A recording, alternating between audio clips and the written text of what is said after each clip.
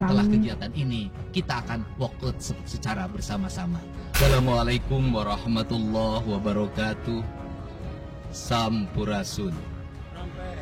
Saya mengucapkan terima kasih atas berbagai otokritik yang dilakukan, baik secara langsung maupun lewat media, baik media massa maupun media elektronik. Dan itu menunjukkan bahwa di Provinsi Jawa Barat ada terjadi dinamika politik yang luar biasa. Semua orang memiliki concern pada hal yang menjadi tujuan kita, mewujudkan Jawa Barat istimewa dengan berbagai cara. Tugas DPR adalah bicara, itulah tugas DPR. Jadi kalau tidak bicara, mungkin DPRD dianggap tidak ada. Saya ucapkan terima kasih atas otokritiknya. Dan untuk khusus untuk Kejaksaan Tinggi Jawa Barat, saya sampaikan ucapan terima kasih, rasa hormat yang tinggi kepada Kejaksaan Agung Republik Indonesia atas tindakannya melakukan penahanan dan mentersangkakan Direktur Utama PT Sritek dan salah satu mantan pejabat BJB yang sudah resign atas kasus dugaan penyimpangan kredit, yaitu menyampaikan kredit ke Bank Jabar, mudah-mudahan tidak salah, kalau salah dikoreksi, sekitar 600 miliar rupiah tanpa agunan memadai. Dan ini langkah taktis. Dan pemerintah Provinsi Jawa Barat melalui RUPS-nya sudah melakukan koreksi dan perubahan secara total sehingga peristiwa ini tidak akan mempengaruhi kinerja BJB. Saya ucapkan terima kasih. Dan semoga peristiwa ini tidak terjadi lagi di masa yang akan datang. Yang pertama, forum ini adalah forum kebahagiaan. Ada yang berbahagia hari ini, yaitu seluruh warga Jawa Barat, di mana kita bisa menyelesaikan dua agenda, yaitu agenda pengesahan raperda tentang investasi dan agenda tentang pengesahan hasil dari LKPJ. Seluruh rakyat Jawa Barat bergembira karena rencana kita dalam melaksanakan pembangunan akan berjalan dengan cepat. Tetapi barangkali para media sangat kecewa karena hari ini tidak kejutan-kejutan lagi, sehingga viewernya mungkin akan menurun hari ini. Tetapi kita harus berkorban menurun Jawa Barat. Kita kesampingan viewer, kita kesampingkan komen, kita utamakan kepentingan rakyat Jawa Barat. Ini setuju ya? Sebenarnya konsep pidatonya sudah ada, tetapi saya mencoba menyatukannya. Yang pertama adalah bahwa kita bicara tadi tentang berbagai rekomendasi. Dan rekomendasi itu juga termasuk di dalamnya disahkannya raperda tentang investasi yang sebentar lagi menjadi perda. Apa sih yang menjadi rekomendasi? Rekomendasi pertama adalah angka kemiskinan yang masih tinggi di Jawa Barat. Tetapi saya usul pada Pak Ketua, ke depan kalau LKPJ sebaiknya para bupati wali kota diundang di seluruh Jawa Barat. Karena Jawa Barat itu pertanggungjawabannya bukan di OPD Jawa Barat, tetapi seluruh kinerja pembangunan itu ada di Pemkab dan Pemkot, serta ada di pemerintah desa. Jawa Barat tidak memiliki rakyat yang terkelola secara langsung, karena seluruh pengelolaannya ada di pemerintah kabupaten kota dan pemerintahan desa. Dan saya mohon nanti dipaparkan kemiskinan yang paling tinggi dalam perspektif BPS, dalam perspektif LKPJ dan analisisnya, itu di kabupaten mana, bila perlu sampai di desa mana.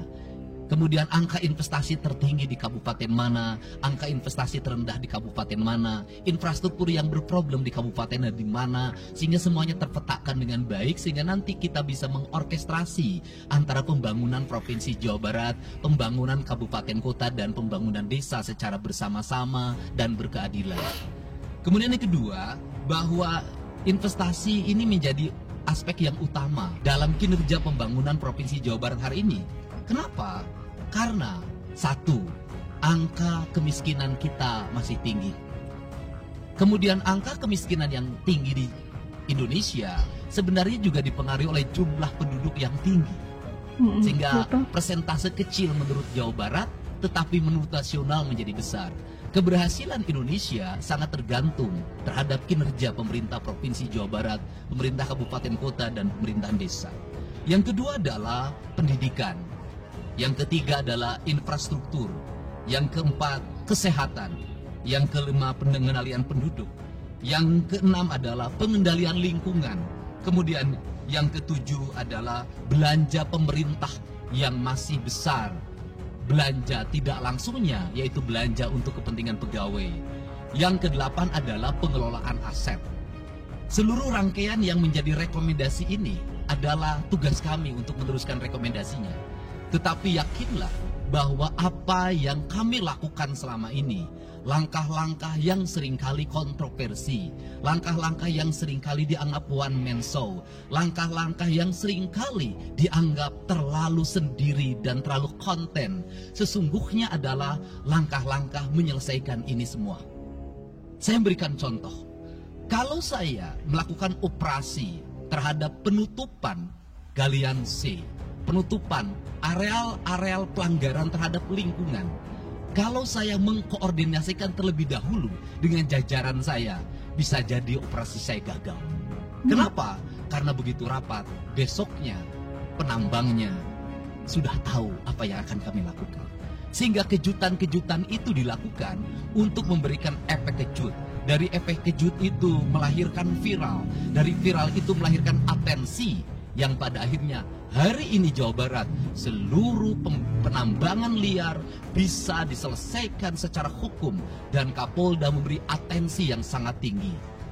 Hari ini Jaksa Agung memberikan perintah kepada Kejaksaan Tinggi untuk melakukan proses pidana bagi siapapun yang melakukan pelanggaran lingkungan dan memberikan kerugian bagi kepentingan masyarakat.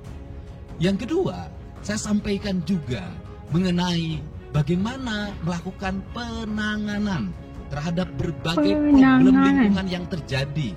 Nilai tukar petani yang menurun, kemudian musibah bencana alam yang tidak berhenti. Perlu kami sampaikan bahwa Gubernur Jawa Barat sudah mengeluarkan peraturan gubernur yang melarang alih fungsi lahan, yaitu larangan alih fungsi hutan, larangan alih fungsi areal perkebunan, larangan alih fungsi sumber-sumber pengairan, larangan air fungsi daerah airan sungai, dan larangan alih fungsi pesawahan. Yang itu harus segera ditindaklanjuti oleh kabupaten kota dengan melakukan evaluasi tata ruang secara menyeluruh. Karena inilah jalan yang terbaik apabila kita ingin melakukan perubahan lingkungan di Jawa Barat. Kemudian, masih bicara kemiskinan hubungannya dengan pendidikan. Saya sampaikan bahwa problem kita saat ini, saat pemerintah menggratiskan sekolah sampai SMA, swasta masih bayar, maka gratis itu tidak punya makna. Saya tadi di jalan itu bertemu dengan orangnya menangis di depan saya karena seragamnya tidak bisa terbayar. Saya katakan harga seragam berapa? 1,5 juta. Saya balik, jajan anak ibu berapa? Sehari 20.000.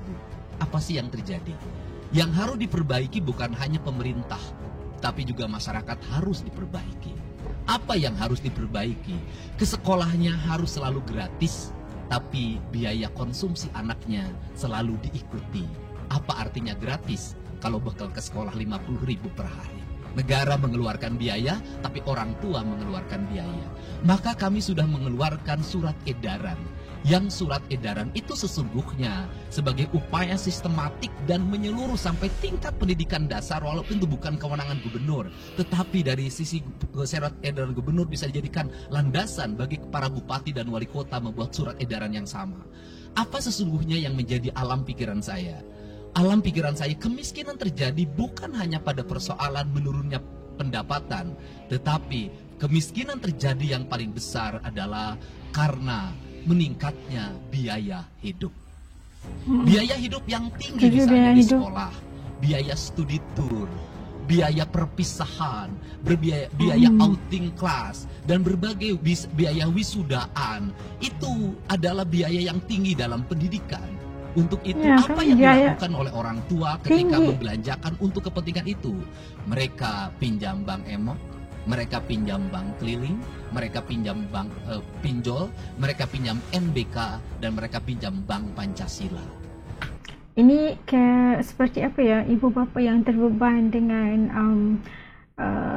keperluan, atau bukan keperluan, ini satu kehendak dalam sistem pendidikan itu sendiri. Misalnya seperti yang dikatakan oleh Kang Dedi, studi tour, kena ada majlis perpisahan yang pasti memerlukan pembiayaan yang sangat tinggi. Dan ini yang dikatakan oleh Kang Dedi kerana naiknya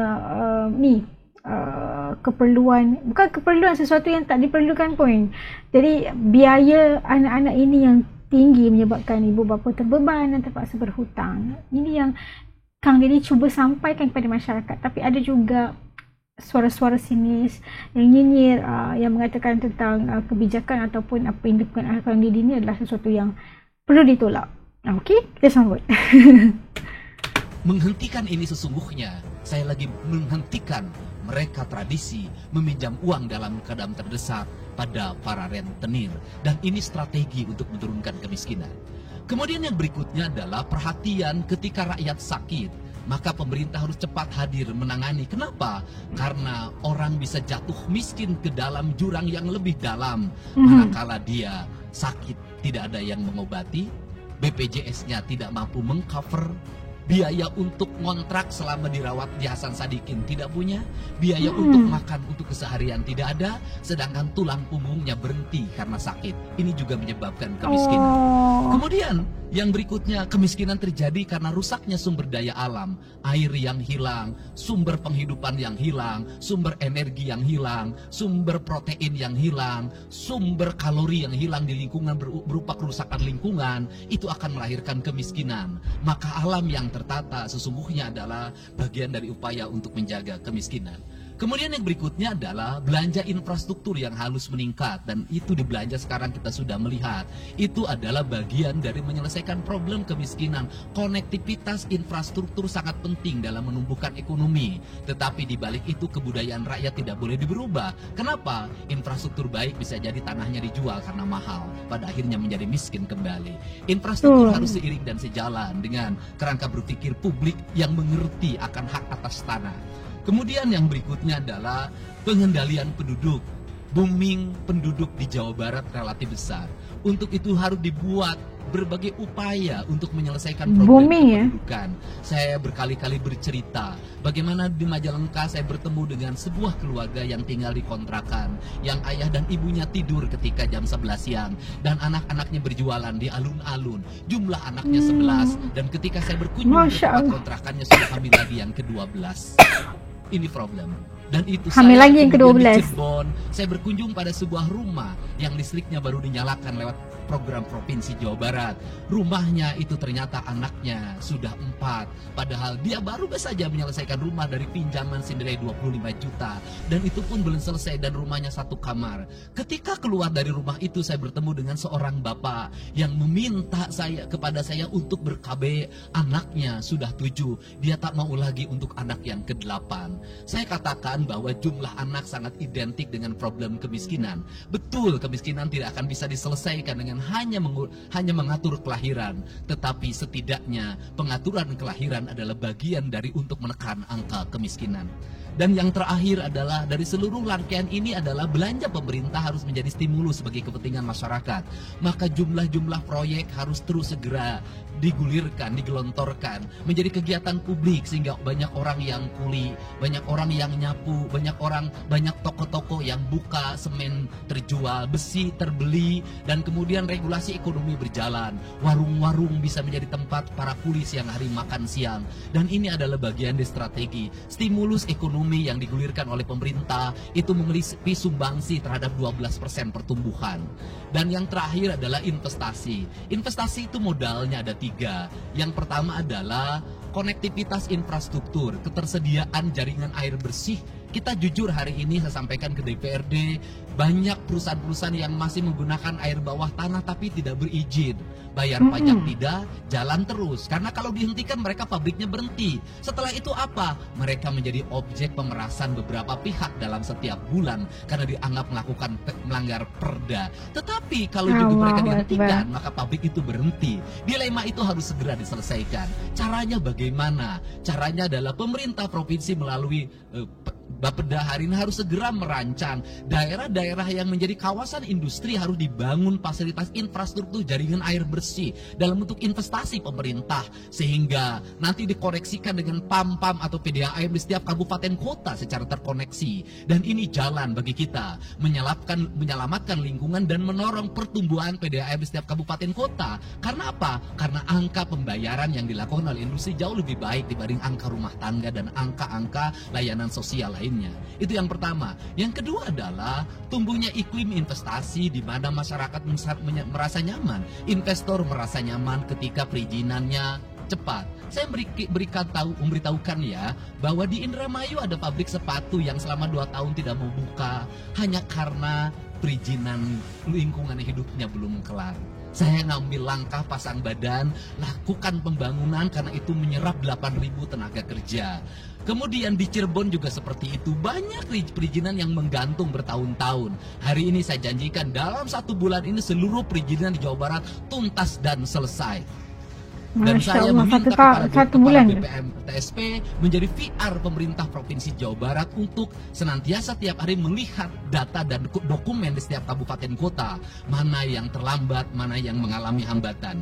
Kemudian yang berikutnya adalah kenyamanan dalam berusaha. Kenyamanan dalam berusaha adalah keterangan para investor dan lingkungan masyarakat terhadap berbagai aksi gangguan dari orang yang mengatasnamakan diri preman. Untuk itu hari ini kita cukup bersyukur di Jawa Barat. Premanisme. Peristiwa ini sudah hampir tidak ada. Kapolda kalau dengar ada preman hari ini turun, termasuk ke Garut dengar ada preman, Kapolda turun. Ini semua stakeholder sudah bergerak dengan baik, layanan investasi sudah berjalan dengan baik. Tinggal satu lagi hambatan investasi adalah masyarakat menaikkan harga tanahnya luar biasa. Kasus BYD, kenapa mengalami hambatan sekitar 20 hektar masih belum terbebaskan? Karena rakyatnya hari ini meminta 3 juta rupiah per meter. Padahal 3 juta di situ dulu per meter. 150.000, itu pun jarang yang beli. Ini problem kita. Apa peran gubernur? Masyarakat juga. Peran gubernur bukan main peranan dong. Bagaimana investasi berjalan melalui mekanisme administratif. Saya sampai turun untuk mijitin orang yang jual agar mau jual. Dan sudah ada beberapa yang berhasil saya rayu, saya dekati dengan harga itu pun tidak terlalu rendah, harganya 1,1 juta. Itu sudah paling murah. Ini yang terjadi di Jawa Barat hari ini. Tidak mudah mengelola sebuah wilayah yang begitu luas, tidak mudah mengelola sebuah daerah yang kabupaten kotanya sudah otonom. Diperlukan pendekatan-pendekatan seorang ayah pada anak-anaknya. Sehingga hari ini saya di Provinsi Jawa Barat, saya tidak memposisikan gubernur. Saya kadang memposisikan menjadi ketua RT, saya kadang memposisikan menjadi ketua RW, saya kadang memposisikan menjadi kepala desa. Kenapa? Karena warga ini perlu disentuh dengan pendekatan emosional yang kebapaan, bukan pendekatan struktural. Untuk itu saya yakin bahwa forum ini adalah forum kebahagiaan bagi kita semua. Kita sudah bisa menyelesaikan 2 agenda besar. Semoga ini menjadi kado terindah bagi masyarakat Jawa Barat. Insya Allah kami akan menjalankan pemerintahan dengan baik. Apa yang kami susun, apa yang kami rancang, dan apa yang kami kerjakan adalah semuanya kami dedikasikan untuk kepentingan masyarakat Jawa Barat. Yang terakhir kami sampaikan juga bahwa kami kemarin sudah melepas 273 anak-anak yang mengikuti pendidikan di Dodi Krindam 3 Siliwangi. Hasilnya bisa dilihat secara terbuka di berbagai tayangan. Air mata tidak akan bisa membohongi kejujuran rakyat dan anak-anak itu.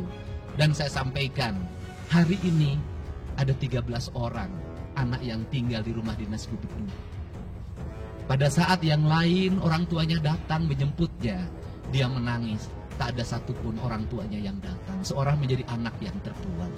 Dan akhirnya saya memutuskan mereka untuk sekolah di Bandung dan tinggal bersama Gubernur Jawa Barat. Ini cara kita menyelesaikan. Saya ucapkan terima kasih pada semuanya. Semoga kebahagiaan menyertai kita semua. Amin. Dan saya yakin ya Rabbal setelah alamin. kegiatan ini kita akan walkout secara bersama-sama. Wallahu muwaffiq ila aqwamit thoriq. Walkout secara bersama-sama.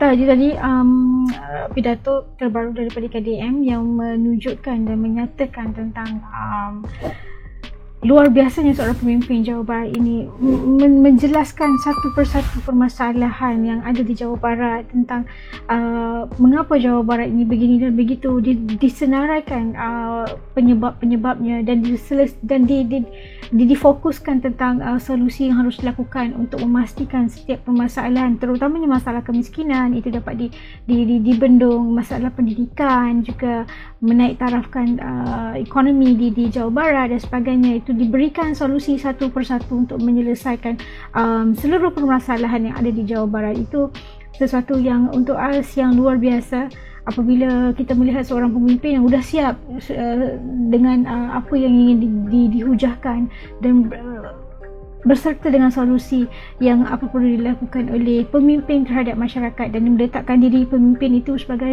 meletakkan dirinya pada pelbagai watak untuk memastikan dia memberikan pelayanan yang luar biasa untuk masyarakatnya supaya lebih bersifat kebapaan dan sebagainya. Itu lebih mudah difahami dan lebih mudah untuk merasai masyarakat itu sendiri. Dan sindiran-sindiran yang mengatakan dia adalah merupakan seorang governor konten dan sebagainya, itu diterima dengan langkah-langkah yang menyelesaikan masalah, bukan sesuatu yang hanya membawa omong-omongan kosong atau sekadar konten. Apa yang dilakukan, apa yang dikatakan pasti akan dilaksanakan. Dan sekarang sudah nampak perbezaan yang berlaku di Jawa Barat, dan pasti membawa lebih banyak lagi perubahan di masa-masa akan datang. Bertuahnya orang Jawa Barat pastinya. Okay. Kalau menurut teman-teman semua bagaimana komen tentang pidato terbaru ini, titip komen, tinggalkan komen supaya Ash juga tahu apa pandangan kalian semua. Okay. Sampai kat sini dulu. Jumpa lagi dalam video. Saya Bidiri Semua. Assalamualaikum. Dadah.